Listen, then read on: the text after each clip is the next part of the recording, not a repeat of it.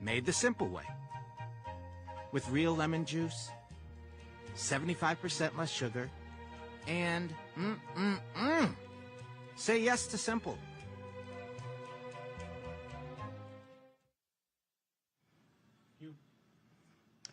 Hey folks, today is Friday, July 1st, 2022. Coming up on this special edition of our show on the Black Star Network, we are live from New Orleans and Essence Festival, of course, Coca-Cola.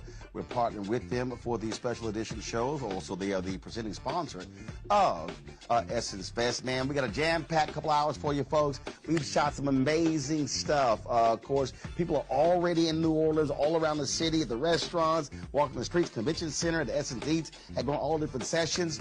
Last night, we caught up with Congressman Troy Carter. They always have the opening party, Generation Hall, so we will hear from him. Also, we'll hear from McDonald's folks in their Future 22, including one of the youngest black female stockbroker.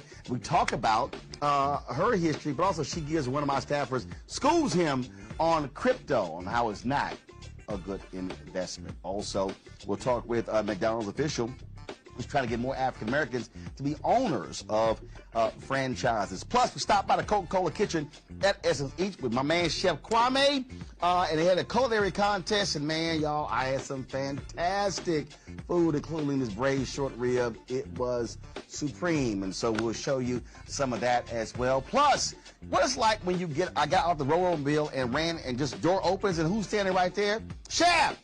And so we caught up with my man Richard Roundtree as well. Plus, EPA Administrator Michael Regan, Quentin James. He's the co-founder of Collective PAC. What they're doing to elect more African Americans to office. We'll show you the Black Women's Roundtable, the panel that they had.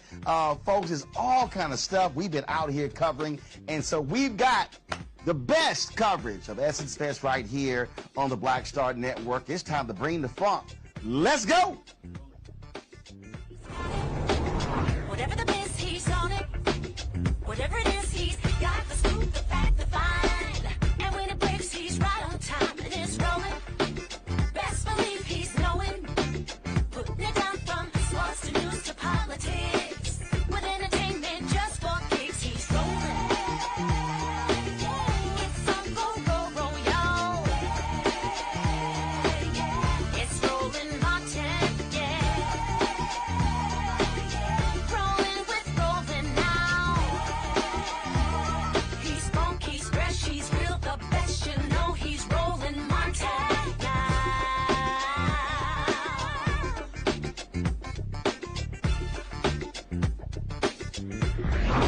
Martin.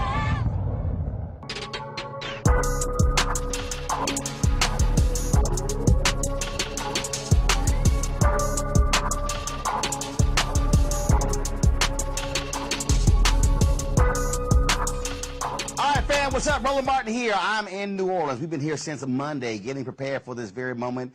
Essence Festival began last night here. Kevin Hart performed at the Smoothie King Center, and already folks have been coming into town. Even with all the rain that's been happening here, a lot of excitement, people hitting the streets, restaurants, walking the streets, going to the convention center, going to all the different sessions.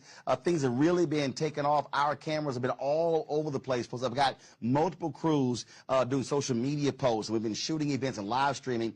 If you miss a lot of that, simply go to the Black Star Network app. You can see what we streamed earlier today from Essence Festival. We're going to be covering stuff today, tomorrow, Sunday as well, so you don't want to miss it. And so we got lots of stuff to show you. And so let's kick this thing off. We talked to Congressman Troy Carter. He, of course, is the member of Congress, the only African-American in the Louisiana delegation. We dropped by this massive party that is held every single year at Generation Hall. He, of course, in the past, Congressman Cedric Richmond had the party. I ran into some friends. That's my girl Christine Granville out of Atlanta. And so so many people we saw last night at the party, had a fantastic time. Y'all know I had to go ahead and get it in on the stage. We were dancing, having a good time. But we did, it's called a party with a purpose. And so we did talk a little purpose with a man, Congressman Troy Carter. And so we talked about politics. We talked about economics. We talked about the importance of this festival. We also had a little conversation about the power of black love. Here is my conversation with the Congressman. All right, I understand. Always good to be with you. Indeed. Well, I see you folks getting here early this year. Oh, yeah. You know, people have been so waiting on the moment to get back to Essence, to get back to New Orleans. And after 2 years hiatus, you can see people are very happy. I'm very glad to see you, brother. Always good to be with you. Folk out having a good time, enjoying Essence, good, clean, fun, partying with a purpose. A party, but yes, a party that talks about what we need to do to lift up our people, to fight against the evils that's going on with the Supreme Court, to fight against those efforts to turn back the clock. It's a good time. And one of those evils, I mean, the way it should be going down, you should be having a second black colleague after November, and what the Supreme Court did was truly foul. Absolutely. Listen, math is math. You can split, dice this any way you want. We've got 6 members of Congress, and we are 1/3 of the state. Should be 2 members. There should be 2 black members. 2 black members in the United States Congress from Louisiana. Mm-hmm. And unfortunately, this Supreme Court has dealt us yet another dirty hand, and we're going to continue to fight. And what I tell people all the time is, don't let this lull you to sleep. Let this energize you to come out, to vote, to push. The more they try to move the ball, the more they try to take away our rights, the more we have to fight. The more we have to get to the ballot box, because elections have consequences, and we're seeing them manifest themselves right now. Well, one of the things that I was just the other day, Gary Chambers I think it was doing a radio interview, and he said that New Orleans, Monroe, and I think one other city, literally the black turnout was from 20 to 36%. And what I've been saying is, in these places where our folks are, we've got to get that number to 50, 55, 60. We do that, we can run elections. And so what is it going to take to get, again, that black number above 50%? Let me tell you, I think the Supreme Court action on stripping the rights of women, their reproductive freedoms, and the right to choose is going to backfire, and it's going to mobilize people to come out and vote like never before. When you hear Senator Cornyn from Texas who says we should revisit Brown v. Board of Education, we should revisit Plessy versus Ferguson, the separate but equal doctrine, man, if that doesn't get your attention, nothing does. We need to energize and come out, and I believe come November, you're going to see a turnout like we've never seen before. We have to stay angry. We have to stay hungry. We have to stay laser focused on making sure we did what Georgia did. Right. We picked up 2 Senate seats that we weren't supposed to get. Now we've got to go after those who don't understand the basic decency of serving people. Get them up or get them out. I'm glad you mentioned Georgia because I've seen some numbers that estimate that there are 300,000 unregistered but eligible African Americans in Louisiana. And so is there a movement here to create a new Louisiana project like Georgia did, to go after those folks, to touch them where people have been, frankly, not talking to them, ignoring them, to activate that base? That's what changed Georgia. And let me tell you, we don't need to recreate the wheel. I was with Nikema Williams today, who's my dear friend and colleague in Congress, and who is chairman of the Democratic Party. And I talked to our Democratic Party leaders and said, listen, let's borrow a page from their playbook. We don't have to recreate the wheel. We've just got to take the method that they use. And they got to cut the check. Energize our people, raise the money, and the party has to weigh in. Louisiana is not a lost cause. We used to be blue, and we can be blue again. But it's going to take the kind of effort that we saw happen in Georgia. I'm totally confident in our Democratic Party here in Louisiana to energize and get people going. But we got to do it together. Now, that's blue. Let's talk black. And so one of the things that what I have been saying is that when you look at this festival, it speaks to black collective in terms of economics. And what I am constantly saying is we should be looking at this period, this post-George Floyd period, as the third Reconstruction. If we're not having a money conversation, we're not having a real conversation. That's right. I had a conversation today with Secretary Buttigieg of Transportation. And I said, listen, we got $1.2 trillion, the largest infrastructure package since the creation of the interstate system. Now, how do we take that and utilize and make sure that we have African Americans that are part of the mainstream and making some money. Being a part of design, road build, the whole 9 yards. We're getting there, and we got to keep pushing, because the last thing we can afford to have happen is we have the largest infrastructure bill passed and black folk not have an opportunity to partake. We've missed the boat if that happens. We're not going to let that happen. And that's the thing with us getting 1.67% of all federal contracts. And my deal is, look, we moved that to 3 to 5 to 10. All of a sudden, you go now from $9 billion annually to $56 billion annually. I'm like, that changes our community and changes black-owned businesses. That is the kind of life-changing opportunities this infrastructure bill, Build Back Better, and all of the other efforts that the Biden administration is pushing and this Democratic caucus is pushing. Because it's not about a stimulus that's a one-time pop. It's about the life-changing opportunities through education, economic development opportunities. That's what changes things. So I'm going to ask this question here that speaks to this festival. In your own words, explain what black love feels like when folks are here, whether it's a party, whether at the festival, in this city, in the restaurants, and just what does that feel like, black love? It's an unconditional, unexplainable, from the heart, deep, the essence of love. When you look at all of these beautiful people that are here, that come from all over the world to enjoy the music, the culture, the food, and the party with a purpose. It's like when we had the Million Man March years ago. When people came together and there was a sense of belonging, a sense of love. We got to keep tapping into that. And as I say to our brothers and sisters, we've got to learn to talk more to each other and less about each other. We've got to commit ourselves to a new us.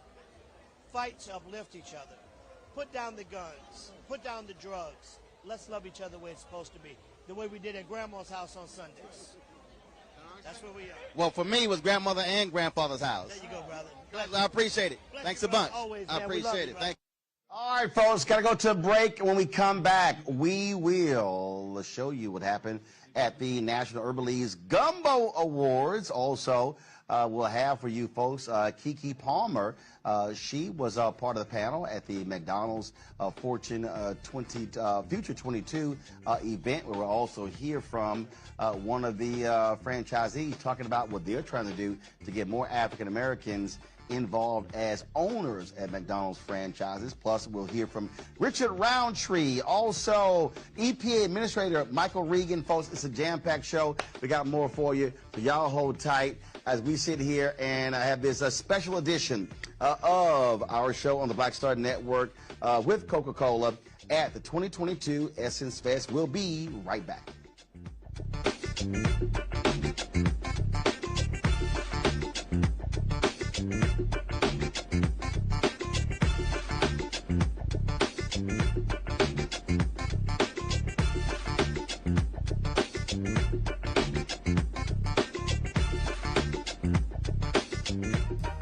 Made the simple way.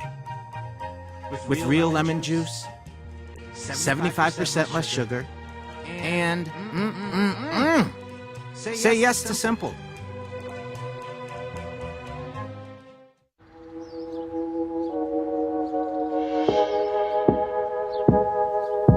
Hold fast to dreams. For if dreams die, life is a broken-winged bird that cannot fly. Hold fast to dreams. For when dreams go, life is a barren field, frozen with snow.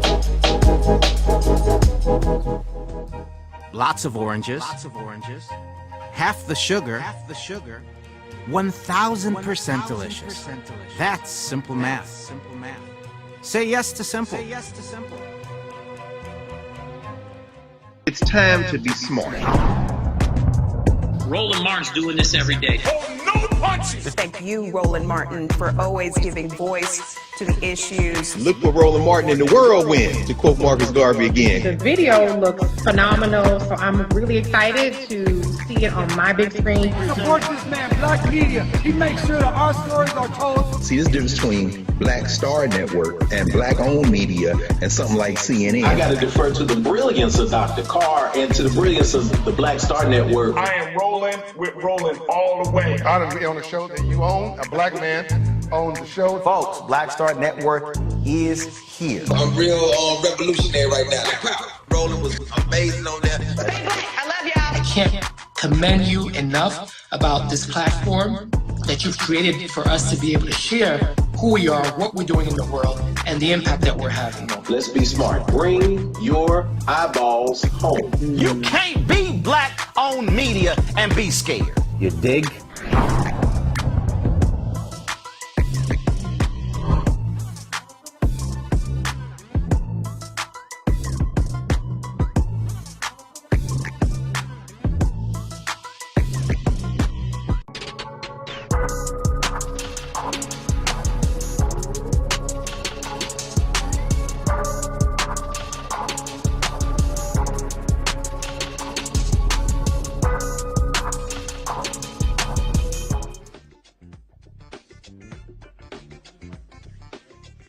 All right, folks, welcome back to our special edition of RMU on the Black Star Network, powered by Coca-Cola. We are here at the 2022 Essence Fest in New Orleans. National Urban League had their Gumbo Awards. Mark Morrell, the CEO of the National Urban League, former mayor of New Orleans, native of the city. His dad was mayor here as well. The convention center is named after his dad, Ernest Dutch Morrell.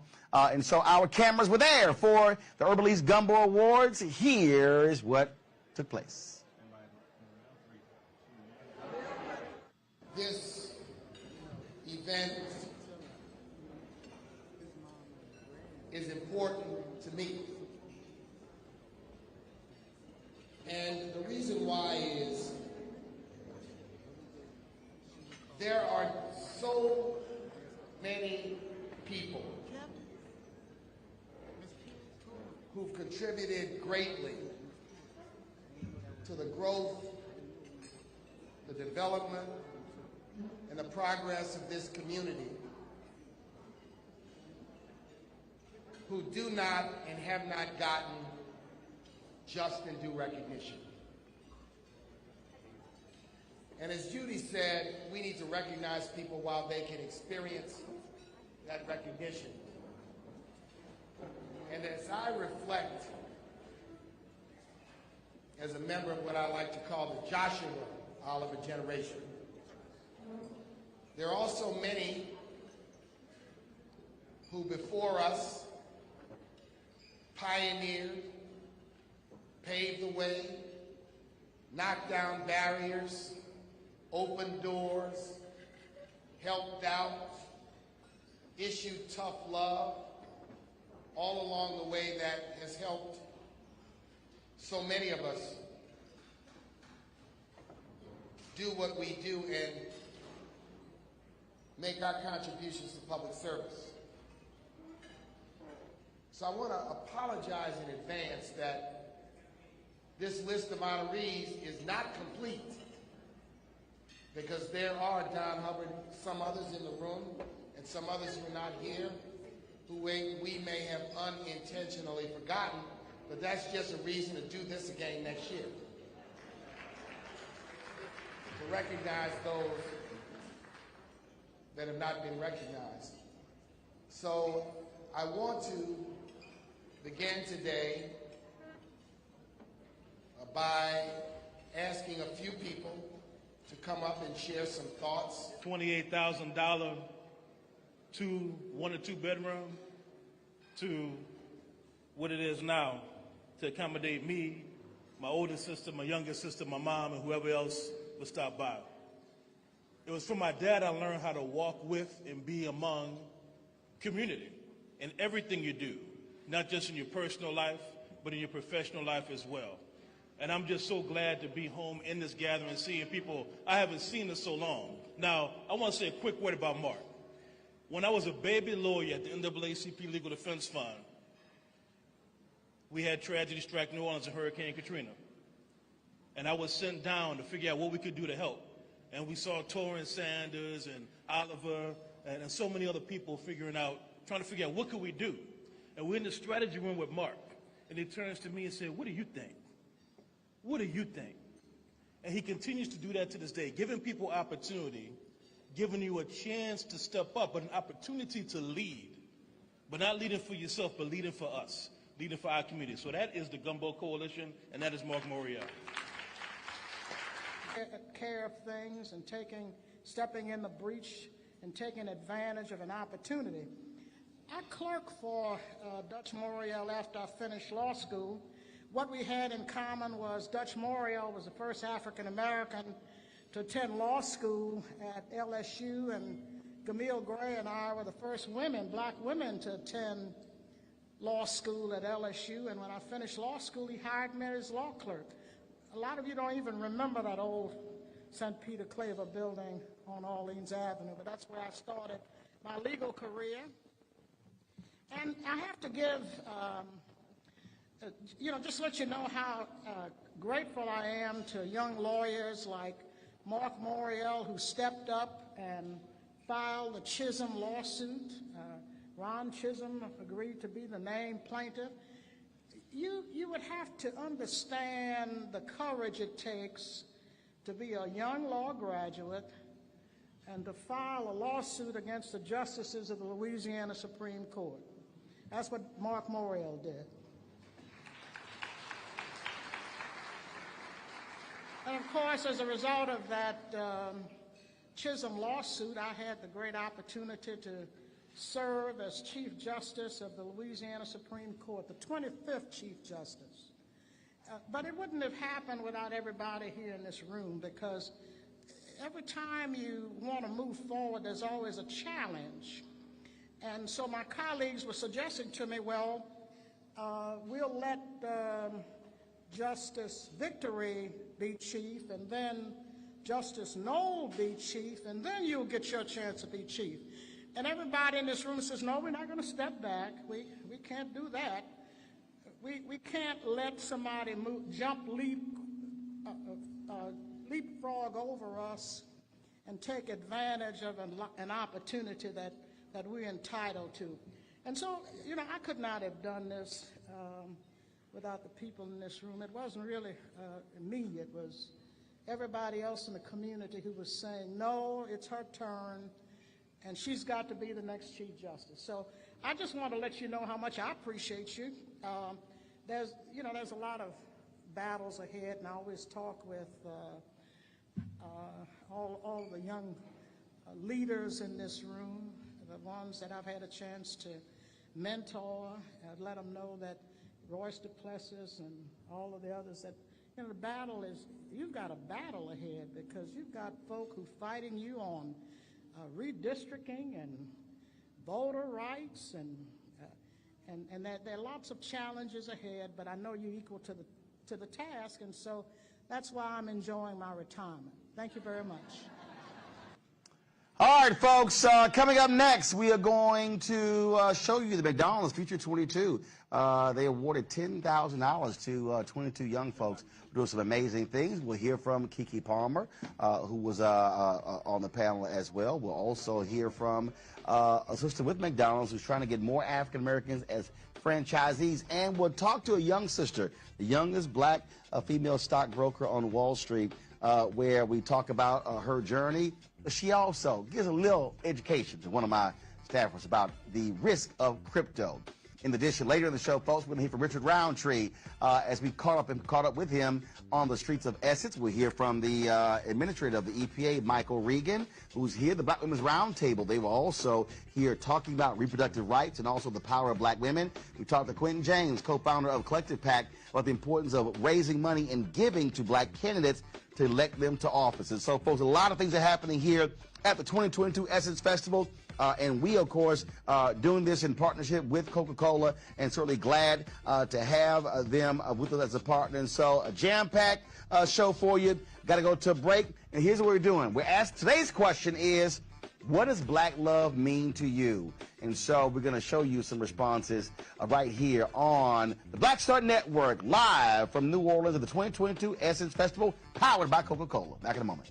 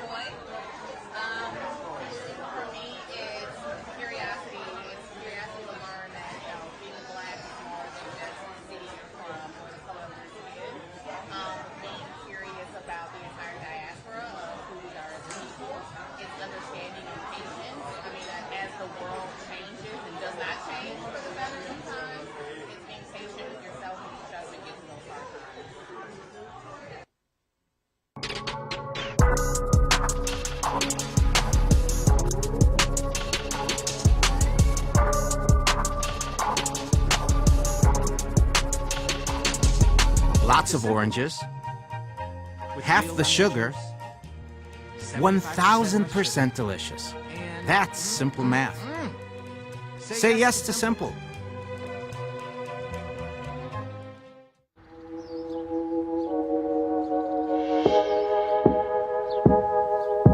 Hold fast to dreams.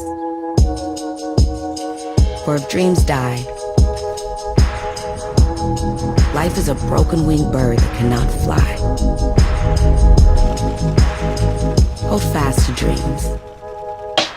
For when dreams go, life is a barren field, frozen with snow. Made the simple way. With real lemon juice, 75% less sugar, and say yes to simple.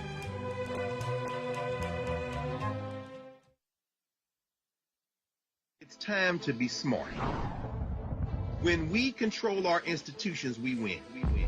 This is the most important news show on television of any racial background. Y'all put $2, $3, $4, $5, $10, $15, $20, $30 on this and keep this going. What you've done, Roland, since this crisis came out in full bloom.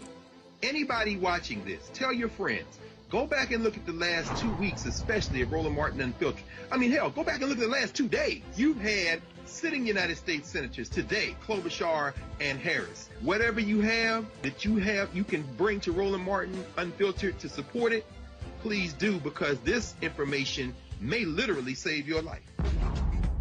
Watch Roland Martin Unfiltered daily at 6 p.m. Eastern on YouTube, Facebook, or Periscope, or go to RolandMartinUnfiltered.com. Support the Roland Martin Unfiltered Daily Digital Show by going to RolandMartinUnfiltered.com. Our goal is to get 20,000 of our fans distributing $50 each for the whole year. You can make this possible. RolandMartinUnfiltered.com. It's time to be smart. Roland Martin's doing this every day. Oh, no punches! Thank you, Roland Martin, for always giving voice to the issues. Look for Roland Martin in the whirlwind, to quote Marcus Garvey again. The video looks phenomenal, so I'm really excited to see it on my big screen. Support this man, Black Media. He makes sure that our stories are told. See, this difference between Black Star Network and Black-owned media and something like CNN. I got to defer to the brilliance of Dr. Carr and to the brilliance of the Black Star Network. I am rolling with Roland all the way. Honored to be on a show that you own. A black man owns the show. Folks, Black Star Network is here. I'm real revolutionary right now. Roland was amazing on that. Stay black. I love y'all. I can't commend you enough about this platform that you've created for us to be able to share who we are, what we're doing in the world, and the impact that we're having. Let's be smart. Bring your eyeballs home. You can't be black-owned media and be scared. You dig?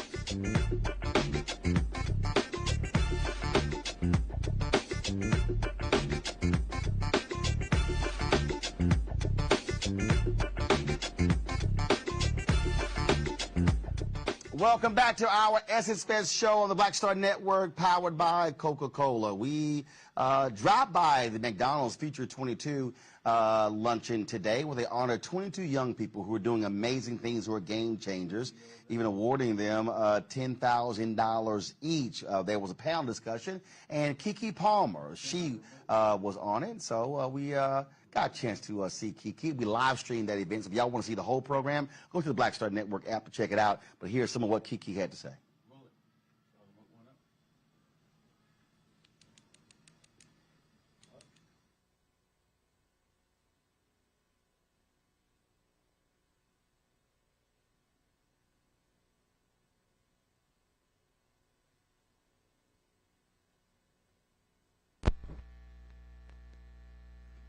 All right, folks, we got an audio issue. So we'll do this here. We're going to come back to play Kiki. I did catch up with one of the winners, one of the Future 22, a young lady who, the youngest stockbroker, youngest black female stockbroker on Wall Street. And here is our conversation. Okay. All right, Lauren. So they hand out some big checks. So you're one of the Future 22. What do you do to be one of the Future 22? Have to be a game changer, and in my case I made history by becoming the youngest trader and the second African-American woman to ever work at the New York Stock Exchange. Gotcha. So when did we last talk? Was it, because I've actually interviewed you before? Yes, and it was, yes. At the Future Black America with Rev Run. We were together, yes? Was it that one? I know, we sat down. I'm trying to remember, where was it? I literally was looking at my hair lady. I was like, I know that we've done something together. Yes, I don't know. Yes, we have. We have. I have a terrible memory, and I'm only 27, so I got a memory of a 70-year-old. So it's all good. No, because when you said youngest future stock trader, I said, hold up, we already did an interview. And so I was trying to remember where we did it, but I know we did the interview. So let's talk about that because with the other folks who are here, the other young folks who are here. It's also about, you would say, game changers, but also creating pathways. Not saying I want to work for somebody else, but I want to have folks who work for me. Or as I say, not cashing checks, writing checks. Right, being an entrepreneur. And I think with this new generation, we are really evolving from our parents, our grandparents, and really just taking the leap of finding our passion and being entrepreneurs and actually making money from it, which is beautiful. Well, look, that's always a good thing. And again, I prefer to be one who's handing out checks. So what would you say has been the biggest thing that you've learned doing your own thing? Because it's not always peaches and cream. No. Being from Georgia, I threw a little peach in there, as you see. I saw that. I love that. Thank you for that. The biggest thing I've learned is how much people, whether they are intentional or not about it, will doubt you and will put fear in your mind and make you believe that you can't achieve what you have set out to do. And I'm a true believer that we individually know ourselves better than anyone else. So if you believe that you can do something, go out there and do it. Don't listen to the noise. Don't listen to the people. Make your dreams a reality. Where did it start for you to do this? Like, what was the idea? What was the seed that got planted when you said, oh, I can do that? You know, it's my family, honestly. My family is the most supportive, and I have a brother with a disability, and he has this most optimistic mindset, and if he could do anything, he would. And so for me, I felt like, what is my excuse? And so. But did you have a family history of who was working on Wall Street? You know, right. So what was it when you said, oh, I want to do that? What was that thing that sparked that? You know what? Nothing sparked that. I had a gentleman say to me, do you want to work at the New York Stock Exchange? And what were you doing at the time? I had just graduated, and I had studied genetics, and I said, hell yes. I don't know if I can say that. So you studied genetics, yes. And he says you want to work at the New York Stock Exchange. Yes. How do those two go together? It doesn't. It doesn't. He just figured, oh, you smart. Like, you majoring in genetics? Yeah, you smart as hell. You can figure this out. I don't know, but he definitely opened that opportunity, and I'm a big believer of opportunities and take the opportunity and do what you will with that. And so I said yes. I did have a strong background in math, so there's a lot of correlation in that. And y'all know that ain't wrong. I can help you. I can count money. I can negotiate deals, but I hated math. Well, listen, I got you if you need it. I can help you budget, save, raise that credit score. What are we trying to do? But I don't even. Well, first of all, I pay for everything in cash, so I don't even need credit. I'm sorry. I'm saying. Everybody needs credit, even a business owner. For what? You need it. For what? To build. It helps build your capital. It helps to be leverage. I got the capital in the bank. Don't be silly. Don't be silly. Anyways. Math did drive me crazy. Yeah. I told my professors, I said, hey, look, I can count money. Yeah. I can go make money, negotiate deals. I ain't using Pythagorean theorem for nothing. Calculus, no, and I think that's, I mean, simple math at its finest is what you need for finance. And if you could do that, then you're fine. And I think people get intimidated about finance and being in the industry. because of the other things that we learned in school that just isn't applicable to your everyday life. Although I'm still not understanding crypto. It's still like, I actually like ones, fives. Don't invest in crypto. Thank you. Okay. Period.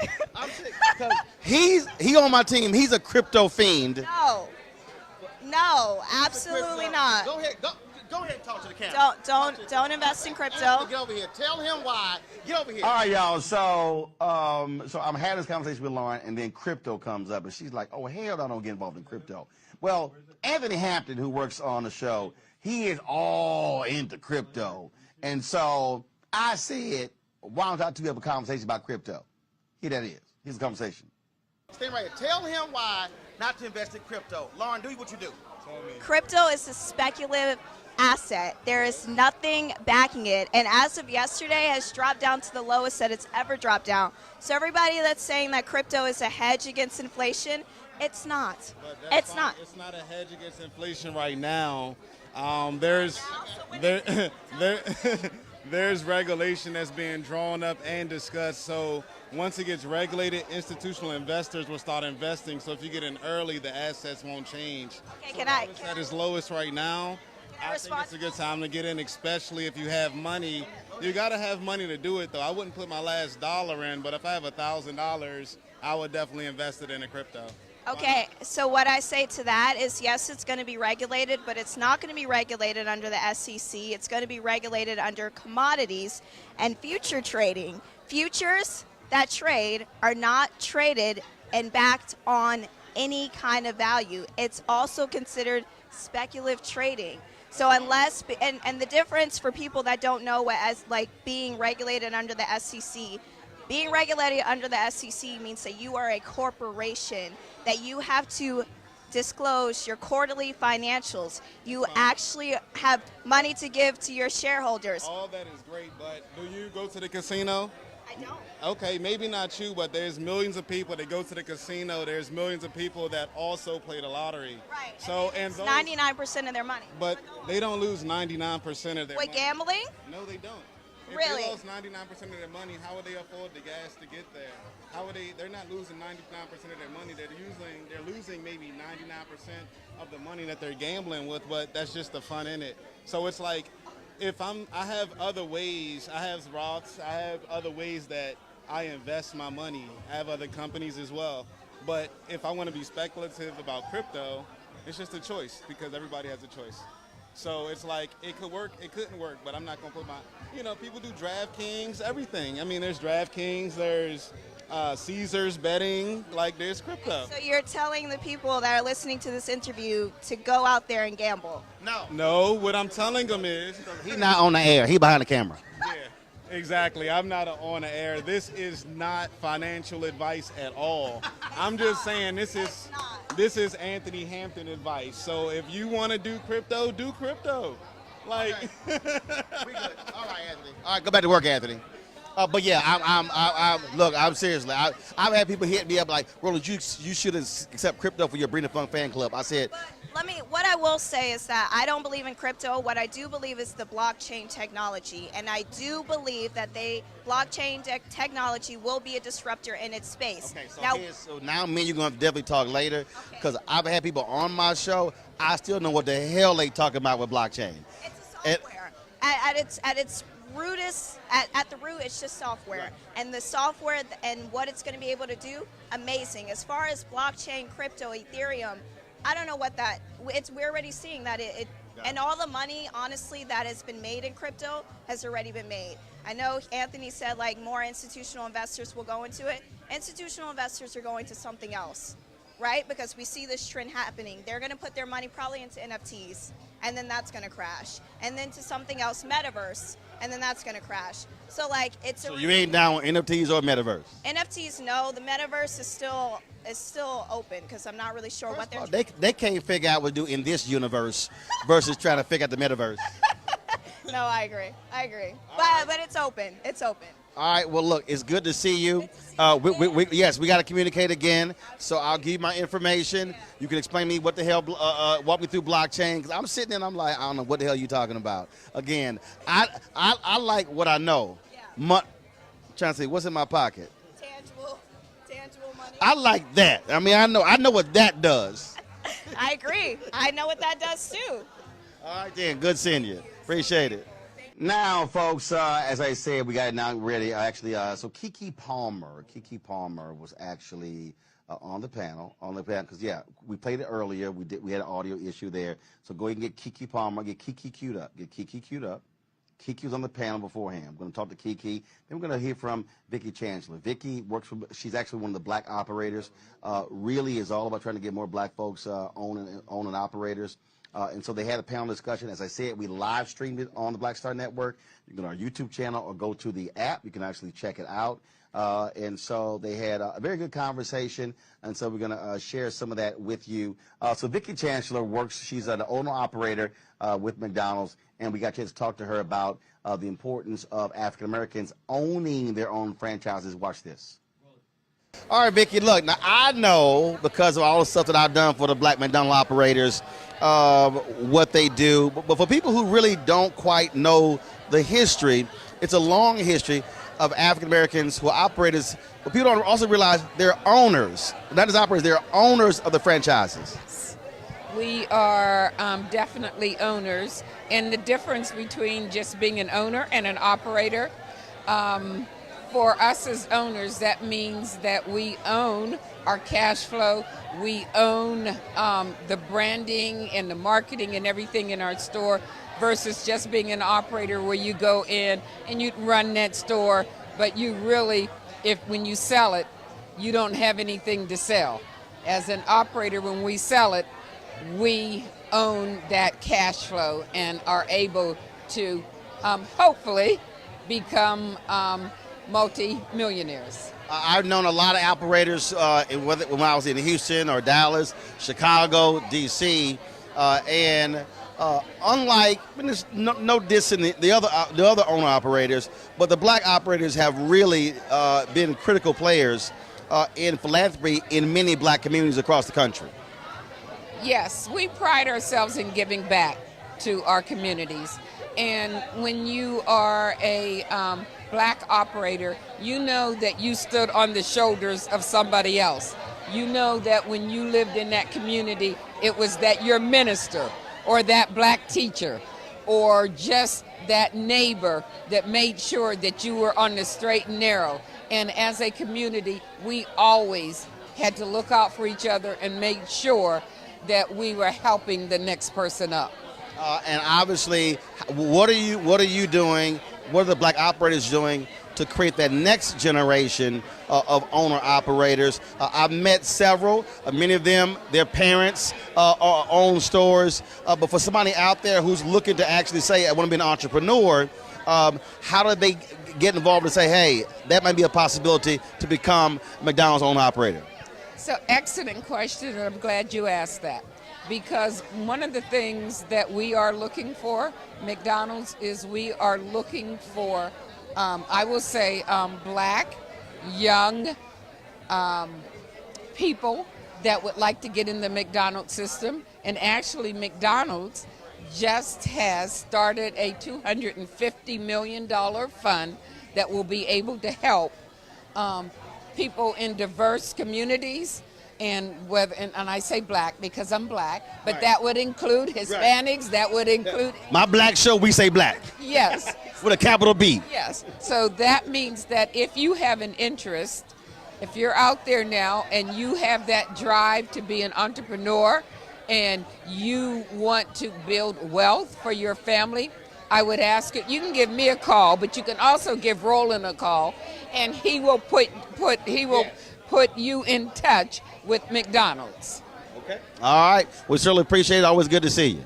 Roland, I want you to know that McDonald's has a great love for you. You have always stood by us, and we just like everything that you do, and we wish you much love and success. I appreciate it. Thanks so much. Thank you. All right. Thank you. Now, y'all know I always like dancing, see, and me and Keke Palmer got history when I was on the show that she did I think it was GMA3, Michael Strahan. It was a show that came on in the afternoon. And so I actually stopped by one day, and so they had the music going, and so we started doing the two-step. And so when she finished her session today, she came off. Of course, you know we had to have a little conversation. So here's me and Kiki cutting it up.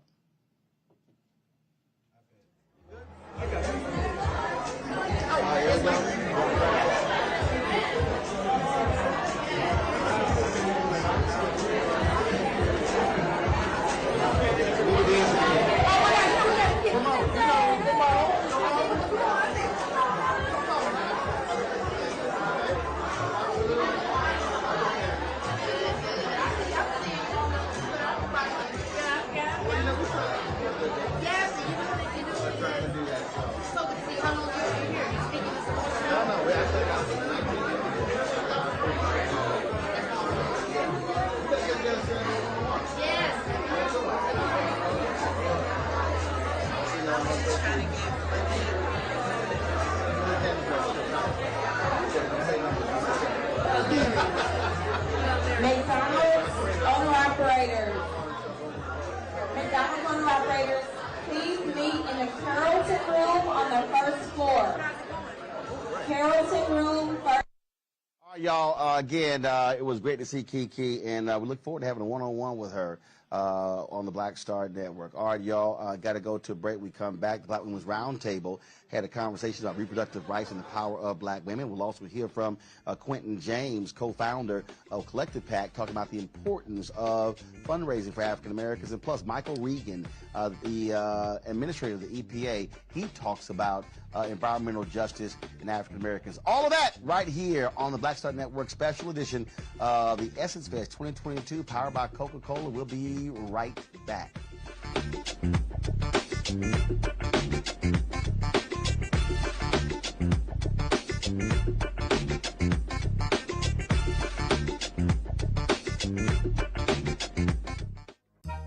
Made the simple way. With real lemon juice, 75% less sugar, and say yes to simple.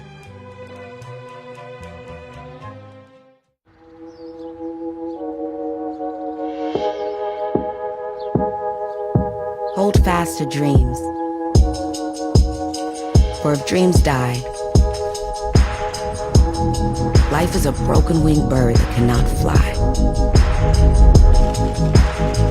Hold fast to dreams. For when dreams go, life is a barren field, frozen with snow. Lots of oranges, half the sugar, 1,000% delicious. That's simple math. Say yes to simple. It's time to be smart. Roland Martin's doing this every day. Oh, no punches! Thank you, Roland Martin, for always giving voice to the issues. Look for Roland Martin in the whirlwind, to quote Marcus Garvey again. The video looks phenomenal, so I'm really excited to see it on my big screen. Support this man, Black Media. He makes sure that our stories are told. See, there's a difference between Black Star Network and black-owned media and something like CNN. I got to defer to the brilliance of Dr. Carr and to the brilliance of the Black Star Network. I am Roland with Roland all the way. Honored to be on a show that you own. A black man owns the show. Folks, Black Star Network is here. I'm real revolutionary right now. Roland was amazing on that. Hey, Black, I love y'all. I can't commend you enough about this platform that you've created for us to be able to share who we are, what we're doing in the world, and the impact that we're having. Let's be smart. Bring your eyeballs home. You can't be black-owned media and be scared. You dig?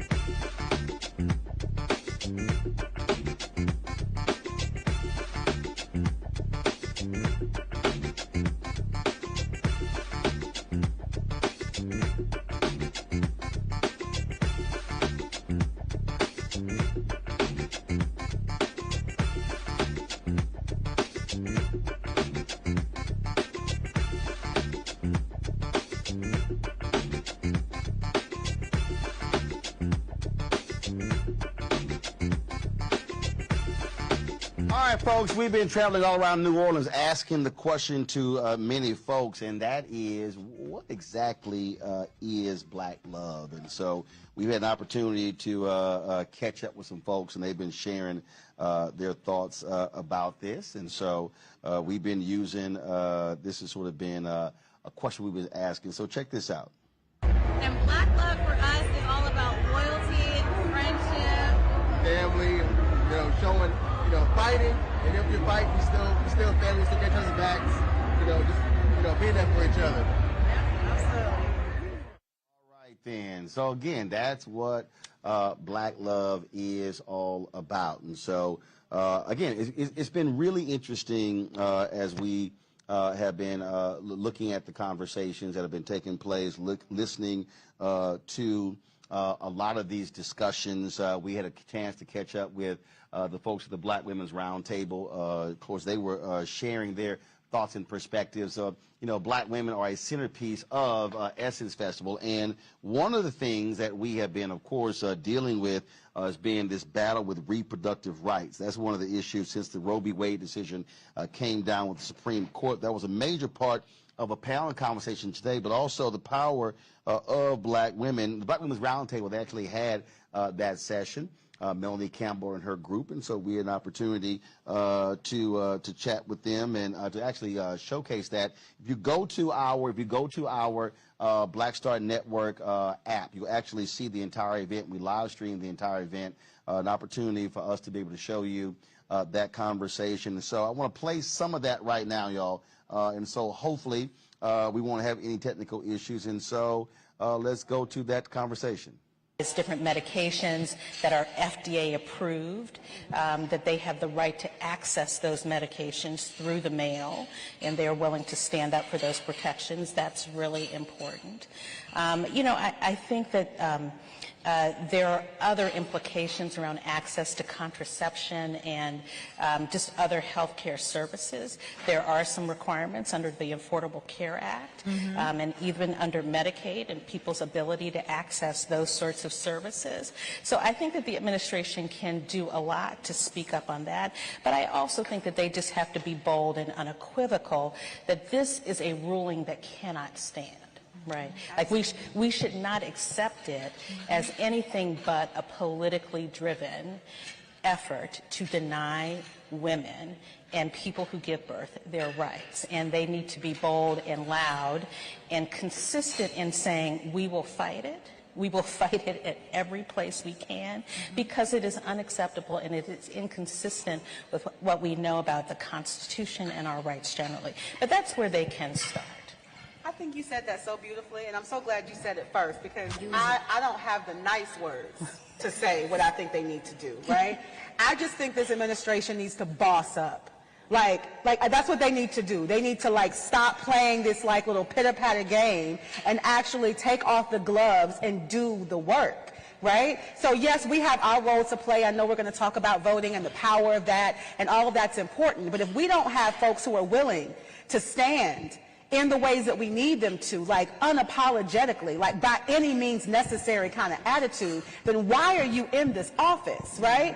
I don't understand. So I think I'm coming with, I appreciate those who can like put it with this, like give us the right things to say, and I lean on these folks right here. Because I'm ready to say, get off your asses and actually do the work that you were put in your position to do.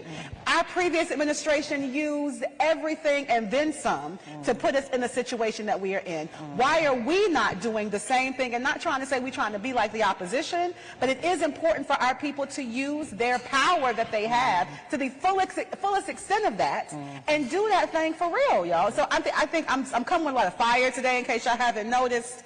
But I'm ready for them to boss up. So we're looking at Roe v. Wade, we're looking at EPA, we're looking at an interesting border decision. And before that, it was guns everywhere, right? And so what we divide up, and my sisters to the left, they going in hard on Roe, and we know the impact.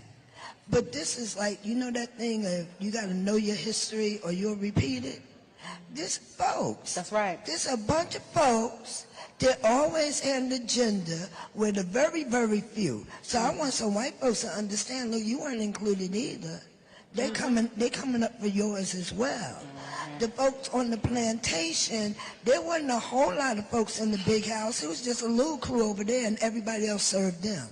So that was the plan. And now there's a movement to say, how can we, the few, control the rest? And everybody, so the only way that can happen is if some of us work on Roe, and some of us work on the environment, and some of us work on that, and we miss the bigger picture. And then the other thing is our numbers. They got black folks in the mindset that we like 13%. I travel. Everywhere I go, there's black people. Everywhere. I go to South America, there's black people. I go to Africa, there's a lot more black people. I go to Europe, there's plenty of black folks. So the issue and what time it is, we have to understand that we got to make the leap forward. We can't do what we've done. And we have to set an agenda for these young people that enables them to reach for the future. We're going to hold it down. And those of us that are in the blue states, where you can get pills, the best thing I heard, you can buy a lot of them if you can afford to, so that we can distribute where they need to be. It's like, I am gangster. So we come to gangster. Yes! Dealing with a sister in a situation, we're going to drive you, we're going to provide you, we've done it for other stuff. And look, I'm not trying to party and get high, I'm trying to save a life. So we got to be there and let it be known. If you come for me, you come for all of us. That's it. So that's what time it is, because this is not a situation we want to. That it would be just about abortion. The only thing that I would just raise again, and I'm going to pick up where you put down, is that we need to be intersectional and creative. So what does that mean? That means that even though this conversation is about abortion access, we know that black women are not just about abortion access, and abortion access is not just about abortion. It's an economic issue. It's an environmental issue. It's a criminal justice issue. It's all these other things that come into our lives. So our administration not only should be thinking about Roe, it should also be thinking about how do we make sure that the lives of black women, regardless if they want to have an abortion and or keep their pregnancy, right, that they are creating the conditions for that to happen. So we also need to be keeping them accountable of what does it mean to have fair pay. We also need to be keeping them accountable. What does it mean to also have paid parental leave? What does it mean for us to be thinking about this full range of things so folks can actually give themselves options? Because abortion access is more than about, oh, well, I just woke up and I just don't want to be pregnant. Even though sometimes that is the question, or sometimes that is the answer. Abortion access is about all the pieces, because we know that most people who have abortions are already parents, right? We know that, so they are making, and most times they are making economical decisions. That's right. So how do we also address those issues as well? So when folks tell you that there is nothing to do because of the Congress and the way it's at, don't believe them. That's right. Tell them that there are many things that they can be doing around abortion access. There are many things that can be doing around reproductive and sexual health access. And it doesn't just stop at one piece of legislation or one court case. That's very important. But I'm hearing a common thread is tell Congress, which pivots me into where we're headed. We're headed to the midterm election. We are. Well, we vote folks in and we vote folks out. What should we be thinking about right now, also planning and preparing to do for the midterm to impact what's going on? And we vote at high numbers. We get out there, older black women, or more seasoned black women are one of the highest propensity voters in the country, right? But we need to also make sure that our vote is getting paid off after they get into office. So what do we also do after the voting? How are we holding them accountable? Are we asking them questions? What are you doing? How are you helping black folks? And then after, make sure that they are actually holding the folks accountable. We can be asking elected officials right now, where are your stance on abortion access? Where is your stance on all these issues? Just because you came to my church doesn't mean that you got my back. So we need to be also having all of those conversations and having them answer to black women in particular and black birthing folks. So I think that's the first piece. I think the second one, this is not normal times. So we can't be acting normally.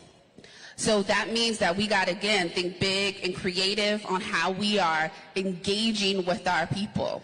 So that means we might have to have roundtable discussions in our living rooms. We might have to have roundtable discussions in our bedrooms.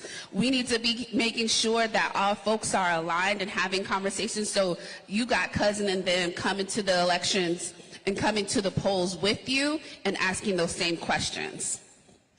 So I'm so glad to know that I'm at the end of the stage with the not normal. Because see, so I sat in the right chair. Because while I'm working to get everybody that I can to vote, we have the opportunity to lift up things. We can say, oh, your choice is this. And we have a Reverend Warnock from Ebenezer that's articulate, educated, the examples. So it's like, you can go with this or you can go with that. I want to be a little bit ahead. So where I am in the curve, let's make voting mandatory for anybody that gets a government amount or pays taxes. Now, it's not going to probably happen, but that's my position. Let's make voting mandatory. What is that?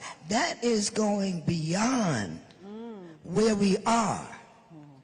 And then I want the people with the Constitution to explain, let them get on the page. And no, we don't want to do that, because they've had me running against a flow. So I want to change the flow of the river and say, anytime we're in a state where people can visibly try to tear down the government, we need that big change that you're talking about in a bigger vision. So make it mandatory. So in my conversation with young people, I'm saying, yeah, I'm working hard to make sure you're going to have to vote. So you might as well practice now. Folks, Faith Daniels, who is a social media correspondent with HBCU League Pass, she caught up with a couple of young voters after that panel discussion, and they had a couple of things to say. And so today I'm here with Olivia Duncan and Anaya Vines. So I heard you guys are HBCU grads. Rep your hood. CAU 22. Come on, HU, you know, Howard University, period. Okay, so we're here at the Black Women's Roundtable. What has been your biggest takeaway from today? Just being able to be in a space with such amazing Black women. Anytime it's an event with the Black Women's Roundtable, it's always life-changing. Yeah, just to piggyback off of Liv, this has been a great experience. From the panels to the poetry, everything, the food, just always top tier. I love my Black women. What would you say your definition of womanhood is? To me, especially with the state of everything right now, I would say vulnerability. It takes a lot to be a woman. to be in difficult conversations, to be in difficult positions, to always have to be the strong black woman, and then not really have time for yourself. So I would definitely say vulnerability, and that's not always a negative thing. Sometimes it's good to be vulnerable. Sometimes it's good to come into these spaces and have difficult conversations, but understand how to better love yourself and how to take care of yourself, and to how to identify with issues that you didn't even know you were dealing with. Yes, I would say for me, womanhood has always been our power, and I feel like it's one of America's greatest fears. I feel like there has been so much just historically that has gone against women, specifically black women, to where it's like we're seen as like a threat to America, and that just, I feel like, amplifies the power that we hold as black women. So it's always been something that has been looked at as a power for me.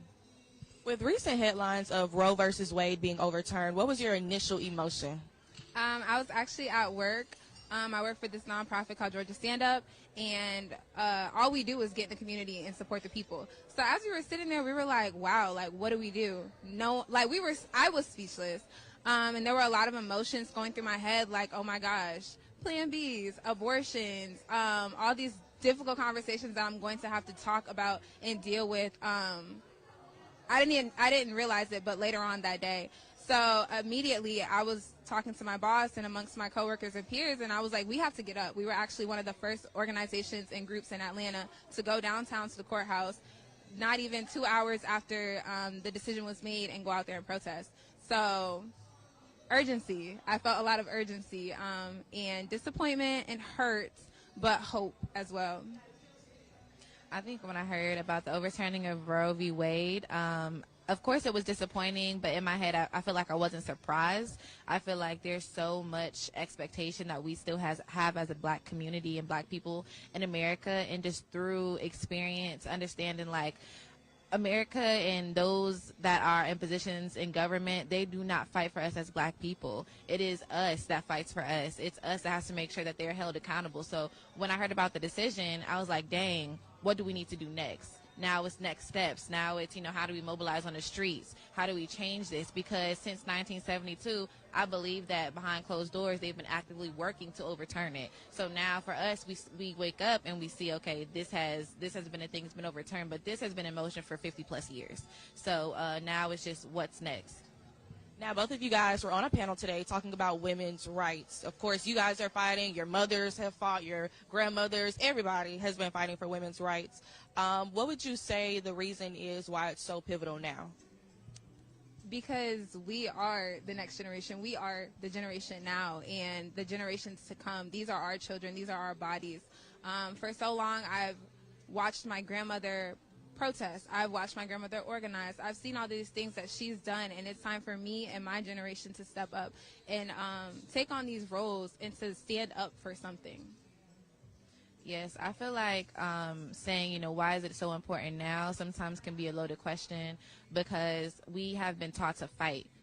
Just our ancestors have been taught to fight. Us as black people have been taught to fight. There has not been a time for black people since we arrived from the transatlantic slave trade where we had time to just live. We have always been fighting to survive, fighting to speak, fighting for our rights, for our womanhood. So I feel like we're fighting because that's just our instinct at this point. I just cannot wait until we get to a point where we are not just fighting, but we are actually living. So before I let you all go, to the little girls that look up to you guys, that aspire to speak out for what is right for them, what is your advice to them? My advice is, as overwhelming as this may be, as complicating as the terms and the words and the politics can get, do what you feel comfortable doing and get a little bit uncomfortable and be okay with being uncomfortable. If it's going on Twitter and that's how you protest, then go on Twitter and that's how you protest. If you want to boycott a certain organization, company, brand, whatever, do that. If you are into policy making, if you like to write about what's going on. Take your camera and take pictures. Amplify the voices and the work that's already being done. So find your place in the movement and get involved. I would say, just know that you are naturally strong, and you have not only God with you, but you have those that came before you with you. So just channel that power. It is more so a thing that you are born into and born with rather than taught. And being a black woman in particular, you have nothing to fear because you are walking in the path of giants. So you'll be fine. How would you say today's event went? How excited were you for it? Today's event was phenomenal. Anytime Melanie Campbell calls me, I'm going to come running, because I know when she does her events, you feel empowered, you feel a sisterhood, and there's this camaraderie that you can't get when you're just kind of on your own. But when we come to these convenings, it's phenomenal, and you're energized and you're just ready to get out and do the work. What is your definition of womanhood? My definition of womanhood. That's a good question. I think that I would call womanhood just, I don't necessarily think that womanhood has to just be a woman. I think that men can feel empowered by knowing that they are protecting and looking out for the best interests of people. You know, it's looking out for one another. It's caring for one another. It's holding one another up, you know, wind beneath other one's wings, and just helping to light someone else's candle. You don't have to do this alone. You don't have to be alone. You can work with other women, work with other men, work with other people to lift everyone up. So for the little girls and young ladies that look up to you and aspire to have as much courage as you all have in order to actually have a table talk such as this, what is your advice to them? Just keep doing the work. Don't think that you cannot do this. Don't think that you are not smart enough. You are not gregarious enough. You're not outgoing enough. You can do this work. You know, the quietest voice can be the most powerful sometimes. So never believe that you cannot do it. Always know that whatever you put your mind to, whatever you think about, whatever comes to mind and thought of, I wonder if I could, yes, you can. Yes, you can. Period. Thank you so much, and I'll see you next time. Thank you. All right, y'all, when we come back, Chef Kwame has a culinary competition. Y'all, man, we had some good food there. And so we got an opportunity to judge that. Wait till we show you this from the Coca-Cola kitchen in the Essence Eats Pavilion. We're going to go to commercial break right now. And, again, one more of our folks talking about black love. You're watching the Black Star Network, folks, live from the 2022 Essence Fest, powered by Coca-Cola here in New Orleans.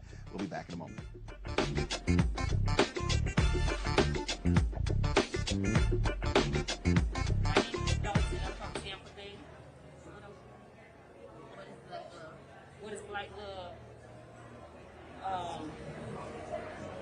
Black love is just being powerful, doing whatever you want, and get to your goals.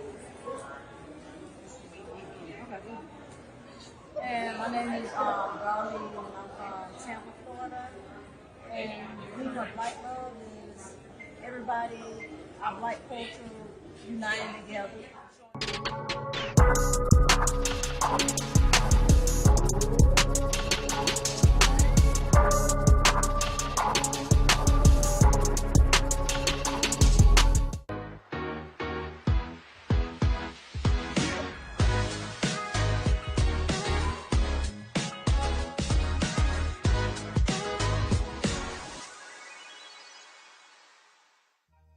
Made the simple way. With real lemon juice, 75% less sugar, and say yes to simple.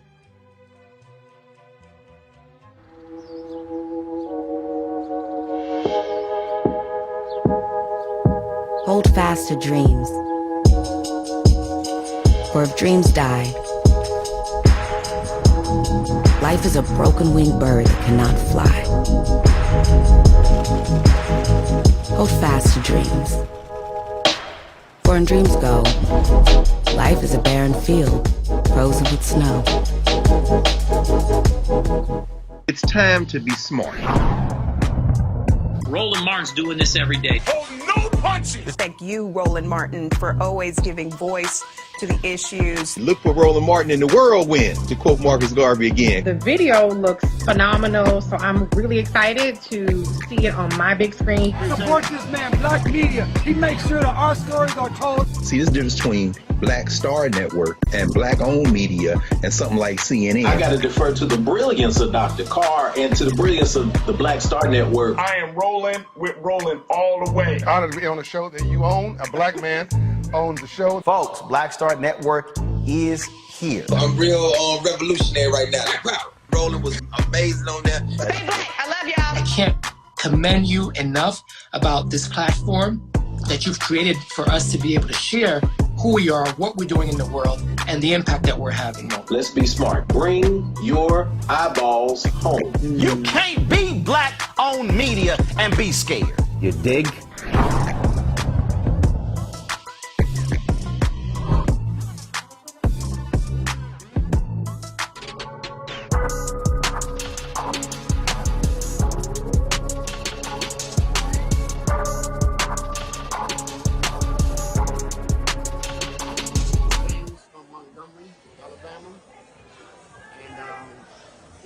Question was, what is black love?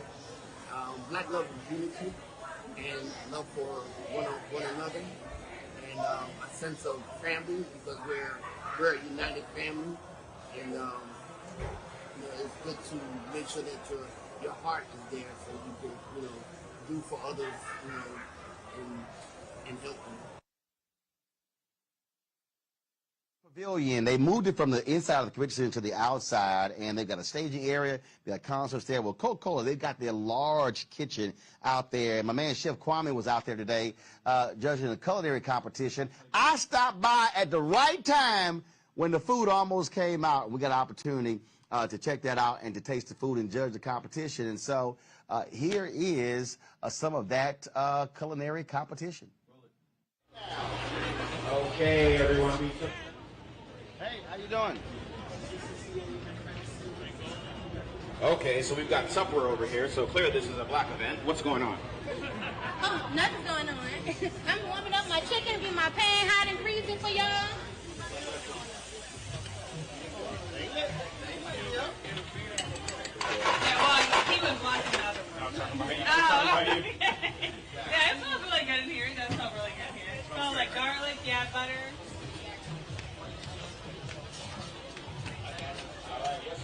Got it.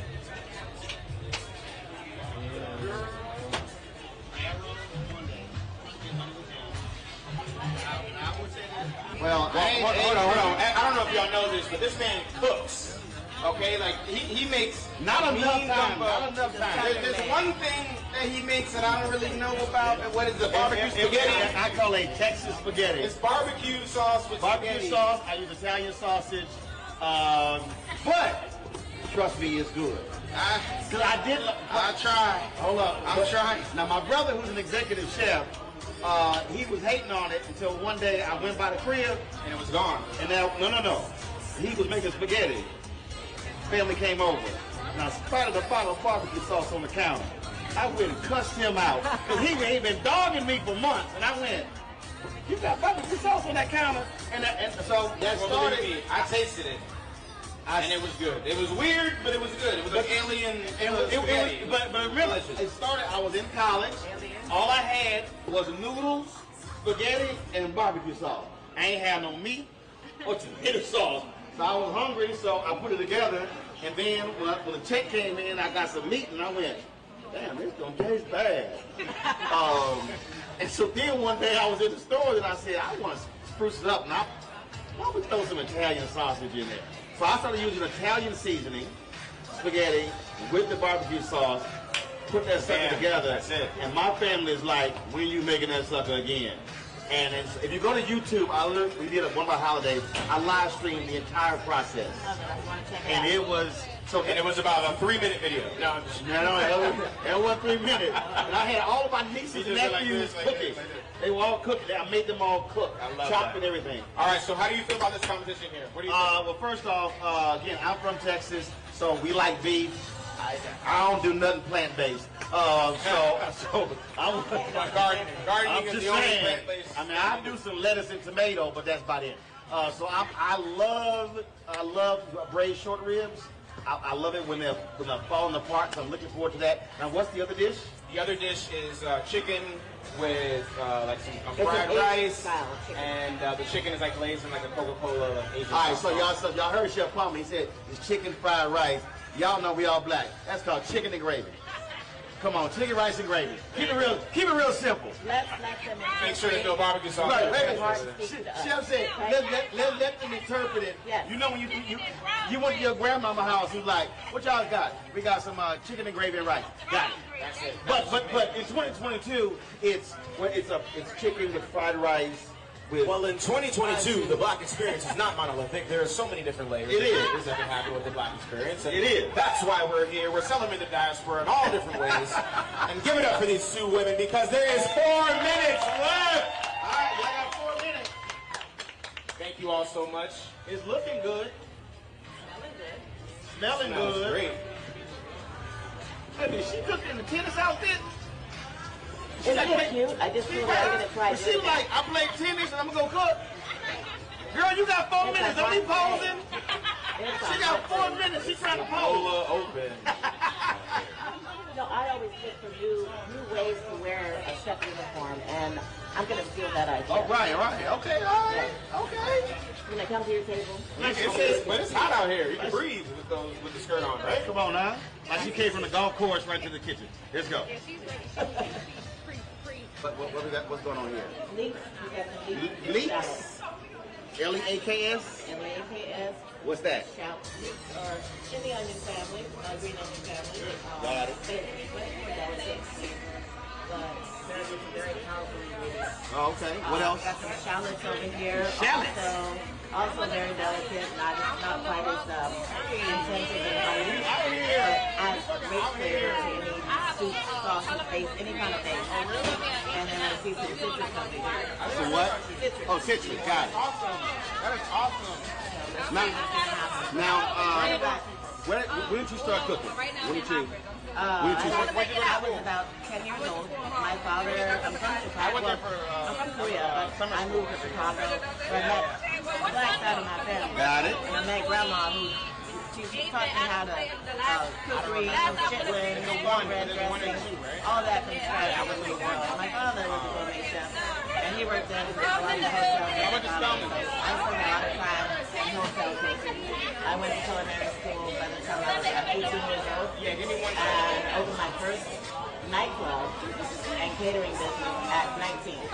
Nightclub and catering? Nightclub. I wasn't even Breaking news. We have 2 minutes until the dishes are ready, and I already see chefs plating. So let's get our attention to these chefs. 2 minutes. All right? And let's hype them up. 2 minutes for us to get the pressure on. 2 minutes for the pressure on. We got mashed potatoes. Stuff my daddy made me. Rosemary? What have you got over there? Ariana. Oh, tarragon. Brittany's almost done plating. How do you feel? Tarragon for garnish. Aragon. How do you feel? Okay, all right. Don't with the garnish. I see you. Hey, I think Whitney needs some help. Say go, Whitney! Come on, Whitney, let's go. Strong finish. Get it, Whitney, get it. I'm coming. Yeah, y'all, she got the mashed potatoes and the garnish. Y'all know I'm Ariana's still plating over there, so let's give her some...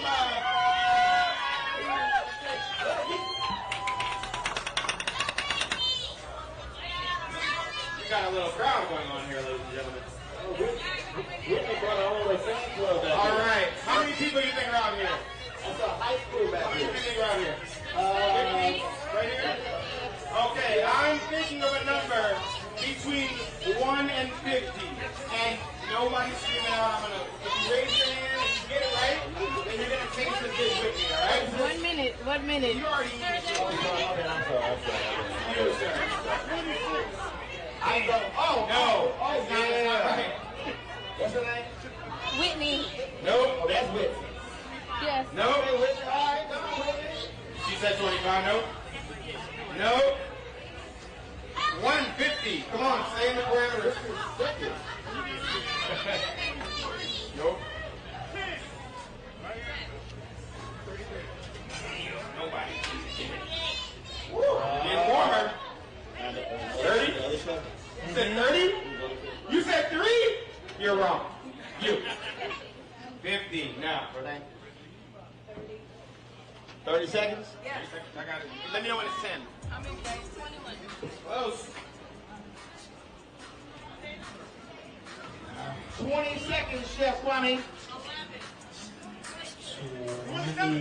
27! He got it, come on. 15. Come on. 14. 13. Everybody. 12. 11. 10. 9. 8. 7. 6. 5. 4. 3. 2. 1.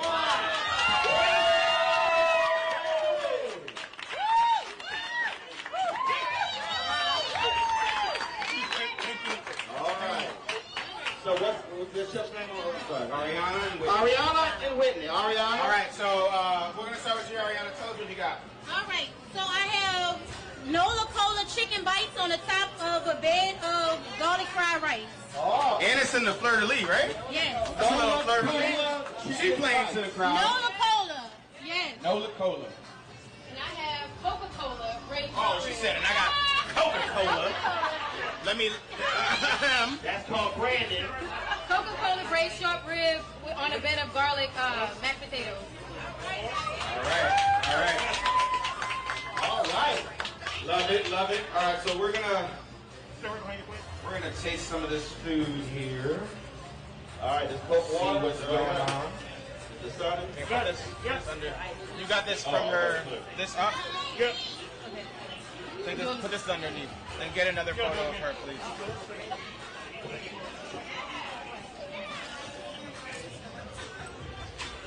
To the right, to the right, to the left, to the Right, ready for me? Yes. Right over. Nice power pose. Got it. 2, 3. Yeah. Got it. Right here, Whitney. Look over here. Boom. Thank you.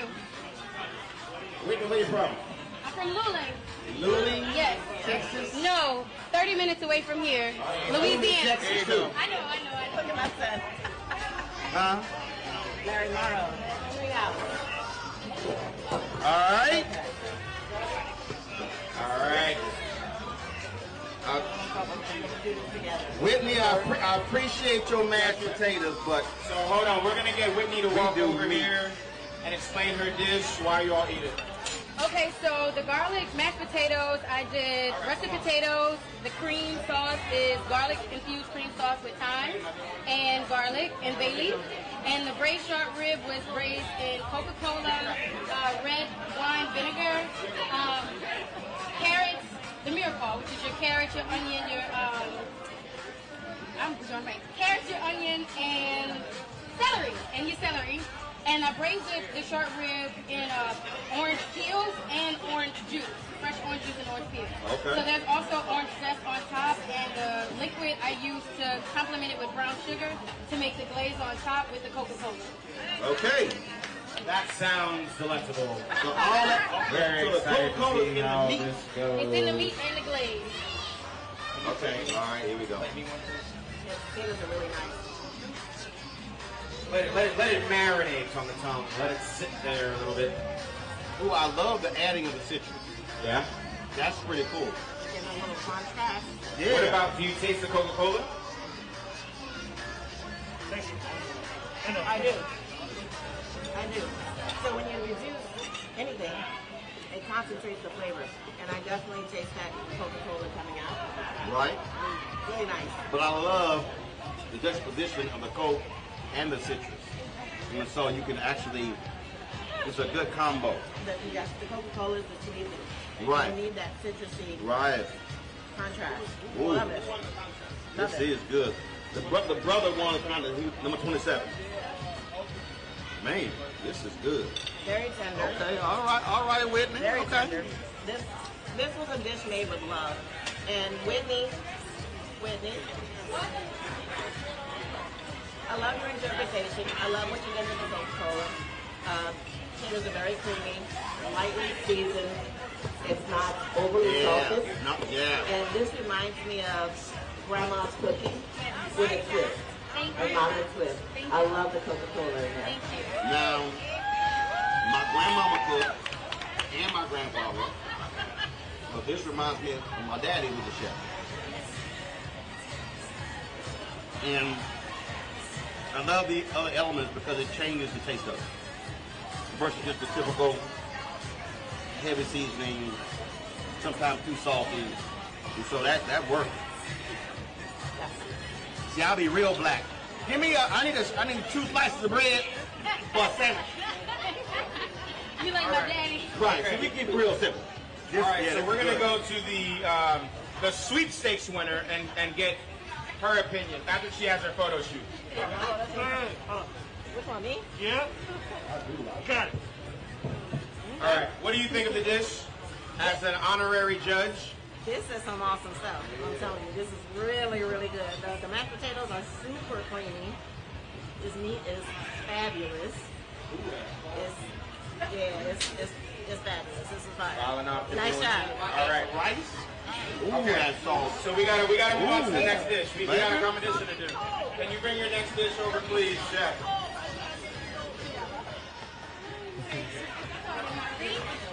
You might not come back. All right. Can you explain your dish, please, ma'am? Yeah.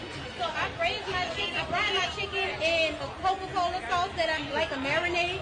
So it's oyster sauce, soy sauce, sweet chili, and I use the Coca-Cola to kind of heighten it up a little bit. And also have garlic fried rice. It's just like a regular stir-fried rice, but with garlic, it's light, not as heavy. So you go. Enjoy. I love your fleur de lis. Thank you. Try to throw it in there. Actually, I thought it looked like Texas. I'm from Texas, so that's what I'm saying.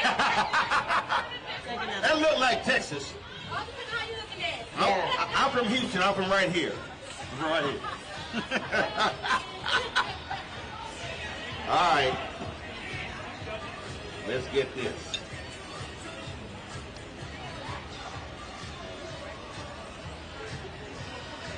Like the butteriness of the rice. Taste the garlic. No. That sauce is powerful. Oh. That sauce, it hits you. It hits you. I like to taste the ingredients without the sauce first and see what we're working with. And then I want to taste it with the sauce and the protein. Now, what else did you put in it? Beyond the Coca-Cola, it was something else you did. Say it again. There you go. Which is a classic Asian ingredient. And then we have sweet chili. I do taste the sweet chili now.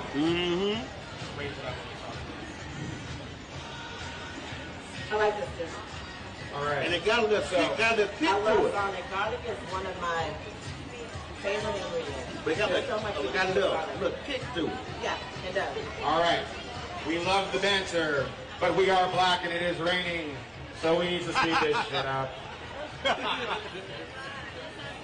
Why don't we take a moment, turn your mics off, let's deliberate. Where's my judge at? You know this, but the first prize is actually $1,000. Okay? So the ante has upped. Can we play that song? Annie, yes, that's okay. The second prize is $500. Somebody buying drinks. Somebody buying drinks. Someone's buying us drinks. Coke and Henny. So it was a tumultuous battle. Both of you, first of all, I want to get up for both chefs here. Putting their heart on the plate. I think both of you did an amazing job. 15 minutes. I mean, I've been there. 15 minutes is a very, very, very quick turnaround to put a dish together. That was 15? 15 minutes. I got you a little late. Yeah, yes. It's Essence Fest. We understand. Yeah. But to put together dishes of this magnitude, both of these things, you know, I would say, I just want to say, great job to both of you. Yep. So without further ado, it is a competition, and I have to award somebody with first prize. Can we get a drum roll, please? For the first prize, Coca-Cola Essence Festival Cook-Off of all time. First place prize goes to Chef Whitney.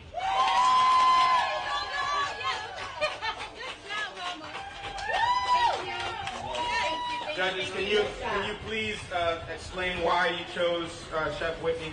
I love the interpretations from both chefs. Love the execution, and I always find ways to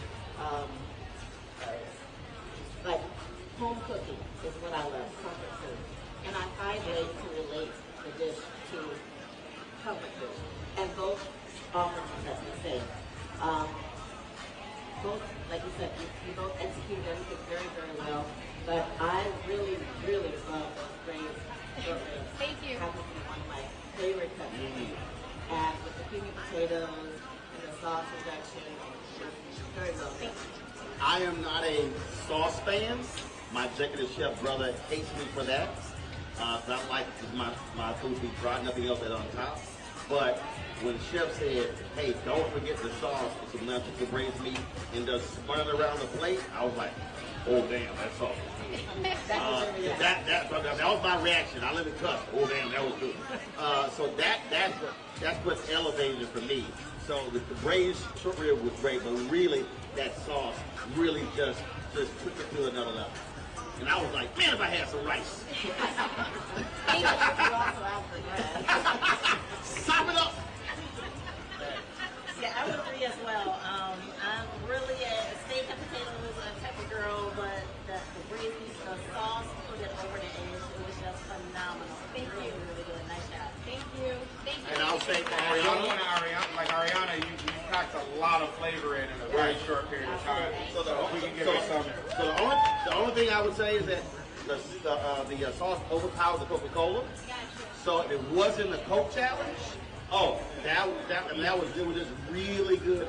And again, I like when you sort some foods you put in your mouth and you taste it here. I like it when it hits you back here and your sinuses go, hey, your sinuses jump. So that kick I thought was really good. Chili is one of my favorite ingredients. Any kind of chili. I just love spice, and so that penalized all my taste buds, and I really enjoyed it. Really good. Thank you so much. Yes, absolutely. Thank you. So I need to get the recipes. We're gonna get all the recipes ever. I want to give a big shout out to everyone who sit out here in the rain and watch this show. Well, thank you. My name is Kwame Wachi. I had an amazing time with you all tonight. Give it up for Jeff Whitney again. They're both winners. Thank you so much. You're watching Roland Martin. Boom. Oh, y'all, way too much fun. And so y'all drop by the Coca-Cola kitchen in Essence Eats. All right, y'all. Now, we were headed to the Collective PAC event with EPA Administrator Michael Regan. And so the Rover-mobile opens up, and I get off, and who do I see? Shaft. Richard Roundtree, my man, was outside of the Lowe's Hotel. He's actually shooting a show in New Orleans, so he spent lots of time here in New Orleans. So, man, I caught up with him, and he is turning 80 years old. And so when I walked up to him, he asked me, did I get the invitation to his birthday? His 80th birthday party is next Sunday in Los Angeles. I told him, I said, Richard, don't worry about it. I will be in L.A. for your party. And so, man, we had a great conversation. So, man, it's always good to see Richard Roundtree. Y'all, brother, looking good. And it was so funny. He's on the phone, y'all. And so all of a sudden he sees me, and he's like, man, what you doing? And so we got a chance to catch up there. And so, again, it's always good to see the original Shaft, Richard Roundtree. And so great to see him out there. All right, you folks, got to go to a break. When we come back, we're going to share some of what Michael Regan, the EPA administrator, had to say at the event for the Collective PAC. Our cameras were there. Plus, we talked to Quentin James, who is the co-founder of the Collective PAC, about the importance of funding African-American elected officials.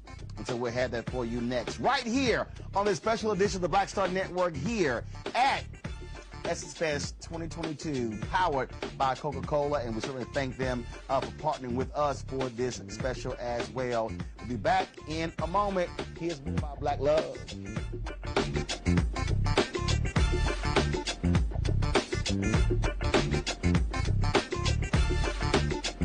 Hello, I am Anthony Dangerfield. I am known as the Good Fella, but what does Black Love Links? Oh, I apologize. Baton Rouge, Louisiana. But what does black love mean to me? The source of all life. I think that black love not only encompasses unity, but it spreads itself everywhere in a almost godlike manner. You know, I think it's the purest form of life, the greatest form of life, and we are all the benefits of it. Through black love, we have been able to grow beyond our wildest dreams, and also through black love it's brought us down to a point to realize strengths that we never knew we had. So all in all, black love is the thing that keeps this world spinning.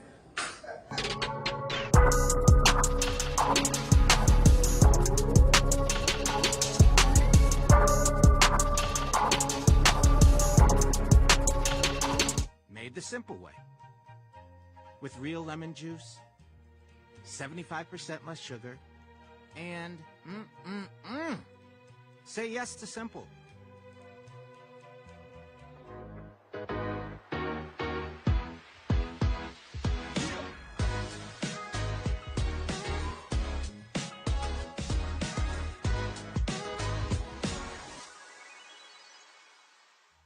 Lots of oranges, half the sugar, 1,000% delicious. That's simple math. Say yes to simple.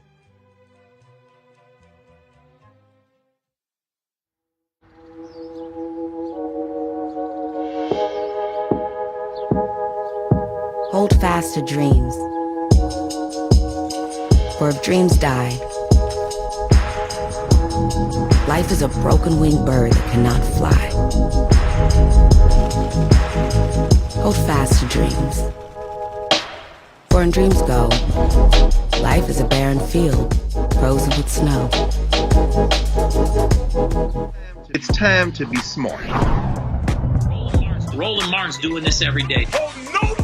Thank you, Roland Martin, for always giving voice to the issues. Look for Roland Martin in the whirlwind, to quote Marcus Garvey again. The video looks phenomenal, so I'm really excited to see it on my big screen. Support this man, Black Media. He makes sure that our stories are told. See, this difference between Black Star Network and Black-owned media and something like CNN. I got to defer to the brilliance of Dr. Carr and to the brilliance of the Black Star Network. I am rolling with Roland all the way. Honored to be on the show that you own. A black man owns the show. Folks, Black Star Network is here. I'm real revolutionary right now. Wow, Roland was amazing on that. Stay black. I love y'all. I can't commend you enough about this platform that you've created for us to be able to share who we are, what we're doing in the world, and the impact that we're having. Let's be smart. Bring your eyeballs home. You can't be black-owned media and be scared. You dig?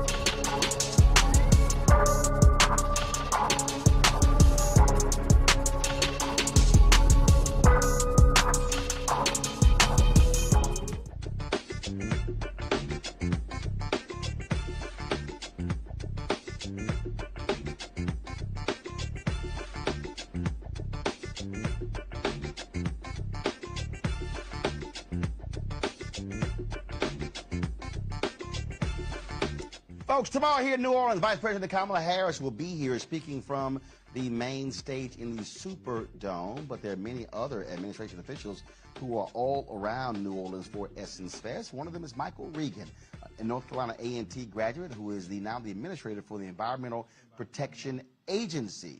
Huge issue. We talk about environmental justice, environmental racism in the black community.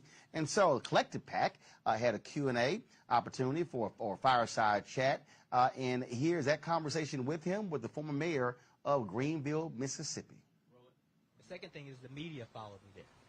Well, when you put that kind of pressure on local communities, the things that I can't get done from EPA, those locally elected officials after the social media, after the MSNBC, after the CNN, they start to be embarrassed, and they start to take action. And so after that tour, not only did we ramp up our enforcement and our inspections because we saw things firsthand, a lot of the locally elected officials, because of the coverage, decided to start taking action.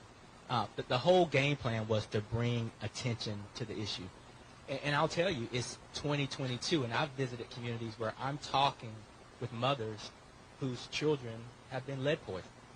If you are a black child in this country at or below poverty level, you are 4 times more likely to have elevated levels of lead in your blood.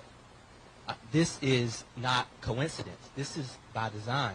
I was in Jackson, Mississippi at an elementary school because I was supposed to talk to 8- and 9-year-olds about water quality. And I pulled up to this school, and all you could see was porta potties for as far as the eye could see, with no construction happening. Those porta potties are what the students were using because they didn't have good water pressure. This is in the middle of a pandemic. These are our children. And so my goal has been to use our voice, our bully pulpit, to bring attention, whether EPA can solve the problem or not. Bring attention to these issues because these issues are very real. Last thing I'll say is I was in Lowndes County, Alabama. 30% of the population in Lowndes County, Alabama has hookworm. 60% of the people in the community don't have good sewage connection. The kids play in the same yards that raw waste is spewing in those yards. This is happening in 2022 because government has failed so many people. So the passion is there, the need is there, and the will is there. And now, thanks to the president's leadership and our wrap, because of that $1.3 trillion that Mitch just mentioned, there's a significant portion of those resources that can go to solve these problems. We just have to make sure that the right people get those resources. You know, it's amazing to think about the fact that we are sitting in a space where not only are we having to address these issues, but we're also having to correct past harms at the same time. And I think we are all grateful for not only the work that you're doing in that space, but the encouragement that you're giving, and what I'm hearing is the call to action for all of us. That wasn't made easier this past week. That wasn't made easier with the decisions that have come down. And I know that you put out a public statement really stressing the public health aspects and the continued work that we have to do.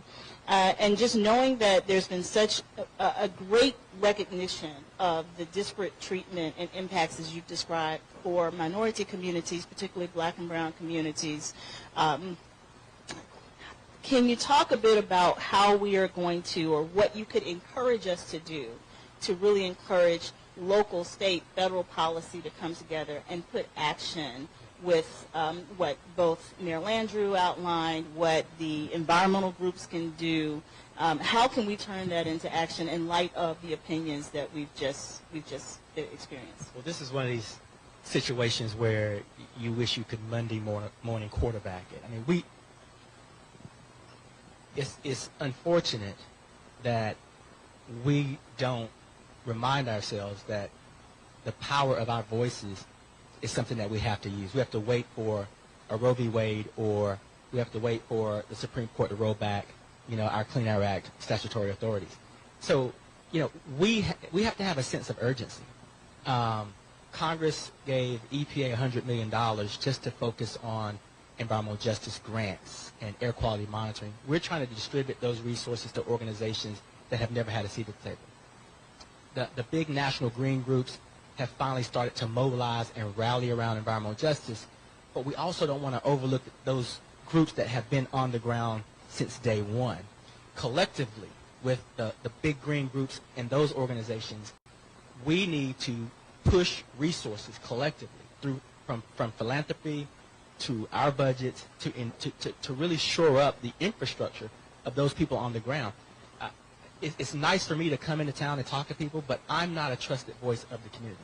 The trusted voice in the community are the community members themselves. We have to start having more conversations like this one. We have to have more Journey to Justices. We have to really just get in the room. And the great thing about the Journey to Justice tour was I reached out to the leaders in the communities and said, you design this tour. You tell me where to go. You tell me what time to show up. And that's something different. Folks, if you want to see the full conversation with EPA Administrator Michael Regan, simply go to our Black Star Network app or go to youtube.com/Roland S. Martin to check that out.